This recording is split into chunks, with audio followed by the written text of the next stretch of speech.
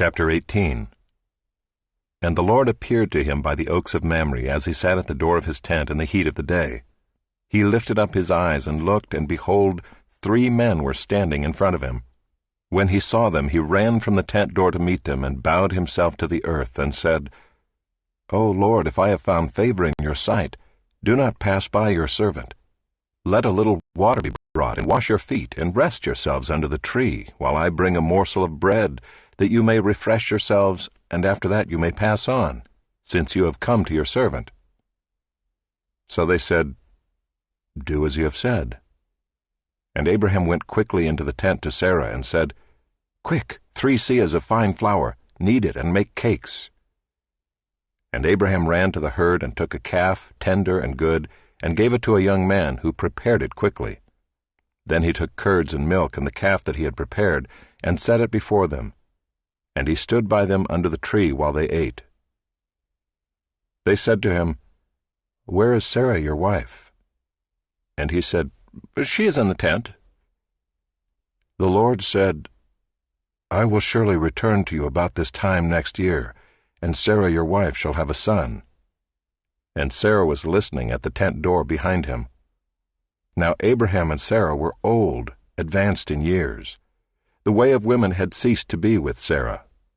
So Sarah laughed to herself, saying, After I am worn out, and my Lord is old, shall I have pleasure? The Lord said to Abraham, Why did Sarah laugh and say, Shall I indeed bear a child now that I am old? Is anything too hard for the Lord? At the appointed time I will return to you about this time next year, and Sarah shall have a son. But Sarah denied it, saying, I did not laugh, for she was afraid. He said, No, but you did laugh. Then the men set out from there, and they looked down toward Sodom, and Abraham went with them to set them on their way. The Lord said, Shall I hide from Abraham what I am about to do, seeing that Abraham shall surely become a great and mighty nation, and all the nations of the earth shall be blessed in him? For I have chosen him, that he may command his children and his household after him, to keep the way of the Lord by doing righteousness and justice, so that the Lord may bring to Abraham what he has promised him. Then the Lord said, Because the outcry against Sodom and Gomorrah is great, and their sin is very grave, I will go down to see whether they have done altogether according to the outcry that has come to me, and if not, I will know. So the men turned from there and went toward Sodom, but Abraham still stood before the Lord. Then Abraham drew near and said, Will you indeed sweep away the righteous with the wicked? Suppose there are 50 righteous within the city. Will you then sweep away the place and not spare it for the 50 righteous who are in it? Far be it from you to do such a thing, to put the righteous to death with the wicked, so that the righteous fare as the wicked. Far be that from you. Shall not the judge of all the earth do what is just? And the Lord said, If I find at Sodom 50 righteous in the city, I will spare the whole place for their sake. Abraham answered and said, Behold, I have undertaken to speak to the Lord, I who am but dust and ashes. Suppose 5 of the 50 righteous are lacking. Will you destroy the whole city for lack of 5? And he said, I will not destroy it if I find 45 there. Again he spoke to him and said, Suppose 40 are found there. He answered, For the sake of 40 I will not do it. Then he said, Oh, let not the Lord be angry, and I will speak. Suppose 30 are found there. He answered, I will not do it if I find 30 there. He said, Behold, I have undertaken to speak to the Lord. Suppose 20 are found there. He answered, For the sake of 20 I will not destroy it. Then he said, Oh, let not the Lord be angry, and I will speak again, but this once. Suppose 10 are found there. He answered, For the sake of 10 I will not destroy it. And the Lord went his way when he had finished speaking to Abraham, and Abraham returned to his place.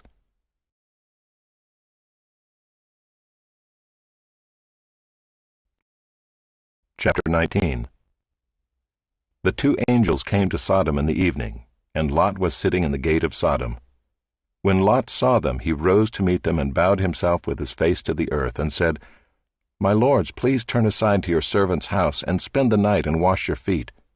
Then you may rise up early and go on your way." They said, "No, we will spend the night in the town square." But he pressed them strongly, so they turned aside to him and entered his house. And he made them a feast and baked unleavened bread, and they ate. But before they lay down, the men of the city, the men of Sodom, both young and old, all the people to the last man, surrounded the house. And they called to Lot, "Where are the men who came to you tonight? Bring them out to us, that we may know them." Lot went out to the men at the entrance, shut the door after him, and said, "I beg you, my brothers, do not act so wickedly. Behold, I have 2 daughters who have not known any man. Let me bring them out to you, and do to them as you please. Only do nothing to these men, for they have come under the shelter of my roof." But they said, "Stand back." And they said, "This fellow came to sojourn, and he has become the judge. Now we will deal worse with you than with them." Then they pressed hard against the man Lot, and drew near to break the door down. But the men reached out their hands and brought Lot into the house with them and shut the door. And they struck with blindness the men who were at the entrance of the house, both small and great, so that they wore themselves out groping for the door. Then the men said to Lot, "Have you anyone else here? Sons-in-law, sons, daughters, or anyone you have in the city, bring them out of the place, for we are about to destroy this place, because the outcry against its people has become great before the Lord, and the Lord has sent us to destroy it." So Lot went out and said to his sons-in-law who were to marry his daughters, "Up, get out of this place, for the Lord is about to destroy the city." But he seemed to his sons-in-law to be jesting. As morning dawned, the angels urged Lot, saying, "Up, take your wife and your 2 daughters who are here, lest you be swept away in the punishment of the city." But he lingered. So the men seized him and his wife and his 2 daughters by the hand, the Lord being merciful to him, and they brought him out and set him outside the city. And as they brought them out, one said, "Escape for your life. Do not look back or stop anywhere in the valley. Escape to the hills, lest you be swept away." And Lot said to them, "Oh, no, my lords. Behold, your servant has found favor in your sight, and you have shown me great kindness in saving my life. But I cannot escape to the hills, lest the disaster overtake me and I die. Behold, this city is near enough to flee to, and it is a little one. Let me escape there. Is it not a little one? And my life will be saved." He said to him, "Behold, I grant you this favor also, that I will not overthrow the city of which you have spoken. Escape there quickly, for I can do nothing till you arrive there." Therefore the name of the city was called Zoar. The sun had risen on the earth when Lot came to Zoar. Then the Lord rained on Sodom and Gomorrah sulfur and fire from the Lord out of heaven, and he overthrew those cities and all the valley and all the inhabitants of the cities and what grew on the ground. But Lot's wife behind him looked back, and she became a pillar of salt. And Abraham went early in the morning to the place where he had stood before the Lord, and he looked down toward Sodom and Gomorrah and toward all the land of the valley. And he looked, and behold, the smoke of the land went up like the smoke of a furnace. So it was that when God destroyed the cities of the valley, God remembered Abraham and sent Lot out of the midst of the overthrow when he overthrew the cities in which Lot had lived. Now Lot went up out of Zoar and lived in the hills with his 2 daughters, for he was afraid to live in Zoar. So he lived in a cave with his 2 daughters. And the firstborn said to the younger, "Our father is old, and there is not a man on earth to come in to us after the manner of all the earth. Come, let us make our father drink wine, and we will lie with him, that we may preserve offspring from our father." So they made their father drink wine that night. And the firstborn went in and lay with her father. He did not know when she lay down or when she arose. The next day the firstborn said to the younger, "Behold, I lay last night with my father. Let us make him drink wine tonight also. Then you go in and lie with him, that we may preserve offspring from our father." So they made their father drink wine that night also. And the younger arose and lay with him, and he did not know when she lay down or when she arose. Thus both the daughters of Lot became pregnant by their father. The firstborn bore a son and called his name Moab. He is the father of the Moabites to this day. The younger also bore a son and called his name Ben-ammi. He is the father of the Ammonites to this day. Chapter 20. From there Abraham journeyed toward the territory of the Negeb, and lived between Kadesh and Shur. And he sojourned in Gerar. And Abraham said of Sarah his wife, She is my sister. And Abimelech king of Gerar sent and took Sarah. But God came to Abimelech in a dream by night, and said to him, Behold, you are a dead man because of the woman whom you have taken, for she is a man's wife. Now Abimelech had not approached her, so he said, Lord, will you kill an innocent people? Did he not himself say to me, She is my sister? And she herself said, He is my brother. In the integrity of my heart and the innocence of my hands I have done this. Then God said to him in the dream, Yes, I know that you have done this in the integrity of your heart, and it was I who kept you from sinning against me. Therefore I did not let you touch her. Now then, return the man's wife, for he is a prophet, so that he will pray for you, and you shall live. But if you do not return her, know that you shall surely die, you and all who are yours. So Abimelech rose early in the morning and called all his servants and told them all these things. And the men were very much afraid. Then Abimelech called Abraham and said to him, What have you done to us? And how have I sinned against you that you have brought on me and my kingdom a great sin? You have done to me things that ought not to be done.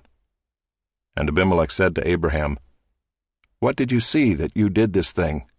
Abraham said, I did it because I thought, There is no fear of God at all in this place, and they will kill me because of my wife. Besides, she is indeed my sister, the daughter of my father, though not the daughter of my mother, and she became my wife. And when God caused me to wander from my father's house, I said to her, This is the kindness you must do me. At every place to which we come, say of me, He is my brother. Then Abimelech took sheep and oxen, and male servants and female servants, and gave them to Abraham, and returned Sarah his wife to him.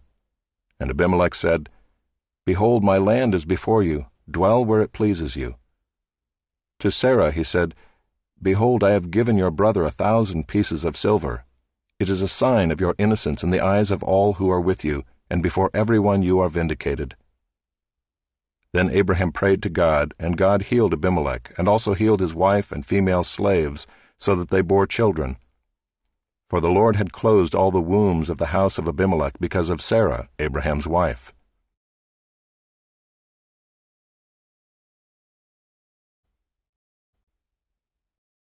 The Lord visited Sarah as he had said, and the Lord did to Sarah as he had promised.